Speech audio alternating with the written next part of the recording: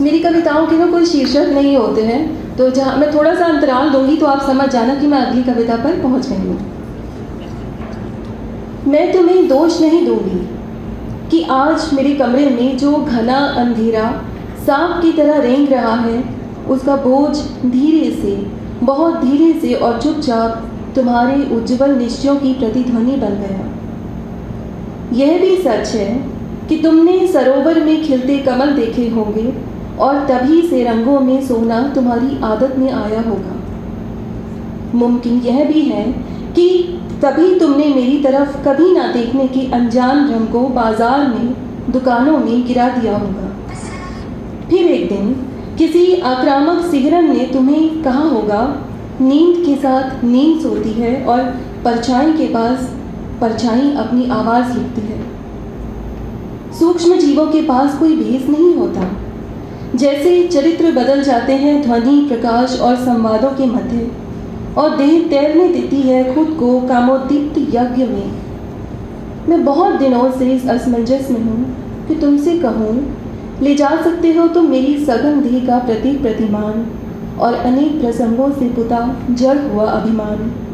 छलकना अगर कोई सीखता तो मैं कहती, तुम बेपरवाह और मीठे जल का एक ख्याल हो। मेरी त्वचा की उत्सुक और मोम में लिपटी उदासियाँ क्या आ सकती है तुम्हारे किसी काम?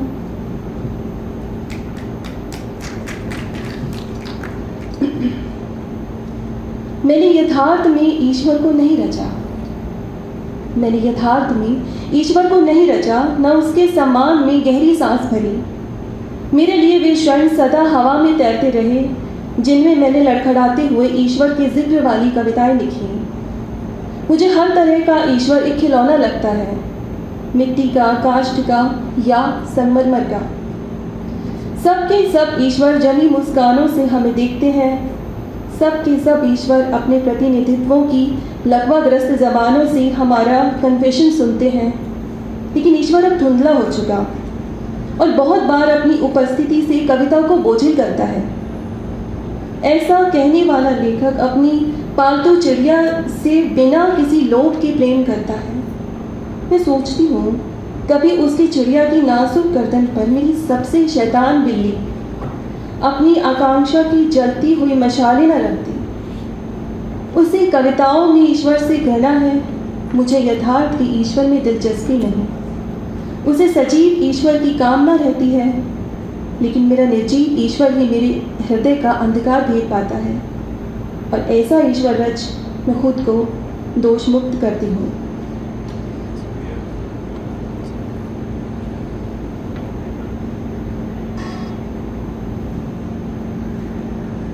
तुम्हें मोटी चमड़ी का हृदय रखना होगा, जैसे कांसे का कटोरा खुद को एक प्रतिनिधि की तरह रखता है धातुओं में।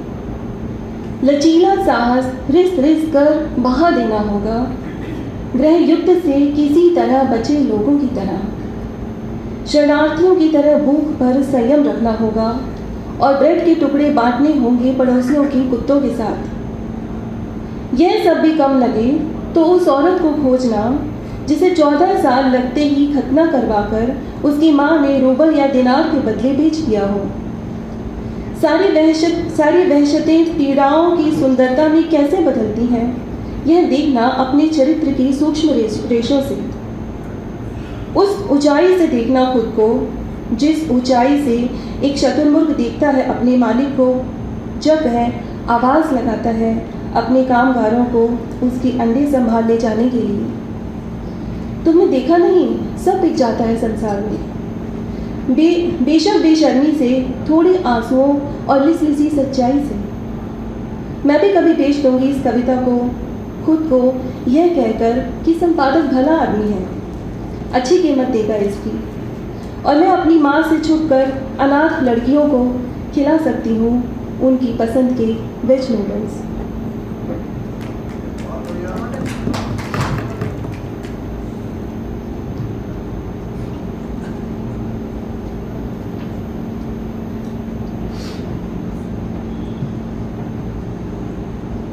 कभी कभी बेवजह ही तुमसे बात करने को मन नहीं करता।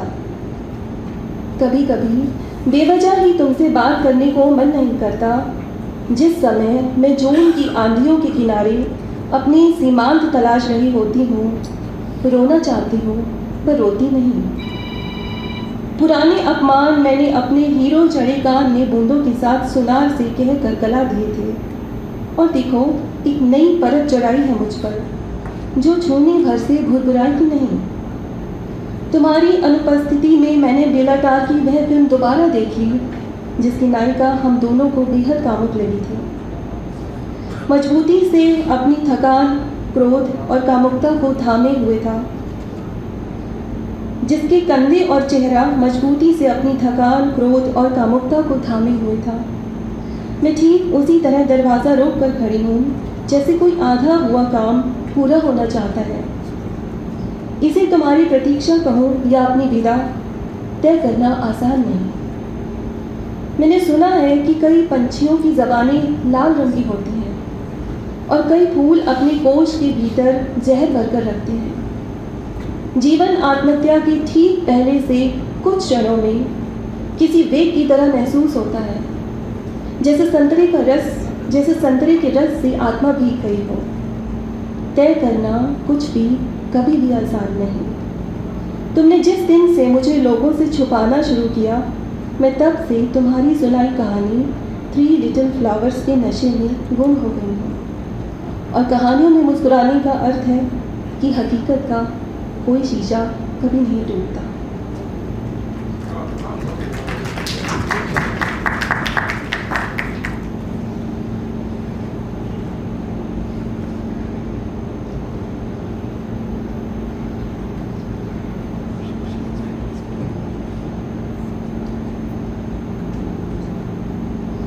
ये कविता अगे को समर्पित है। नए अर्थों को तलाशते हुए आशाएं स्वप्नों का बादल बन सौहार्द के समीप से उतनी ही स्नेहिल रहती हैं जैसे चिड़िया की चोंच में क्षुधा की तृप्ति को समर्पित अनाज का एक टुकड़ा।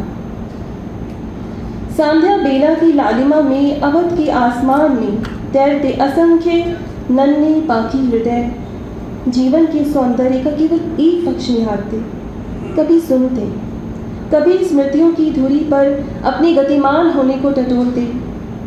कैसा होगा सुप्रिय जो रिश्ता होगा तुम्हारी आंखों से तुम्हारे एकांत में, और कैसा होगा मेरा दुख जिसने खोजा होगा धरती का एक समतल टुकड़ा प्रतीक्षा की क्षितिज तक। ये 4 पहर क्या कम है जीवन के 4 दरवाजों से, जिनकी चौखट पर मेरी परछाई खड़ी रहती है दिन भर। मगर तुम फिर भी मेरा कोई तर्क न मानना, क्योंकि वृक्षों पर फलों के साथ सदा उगता है असीम धैर्य।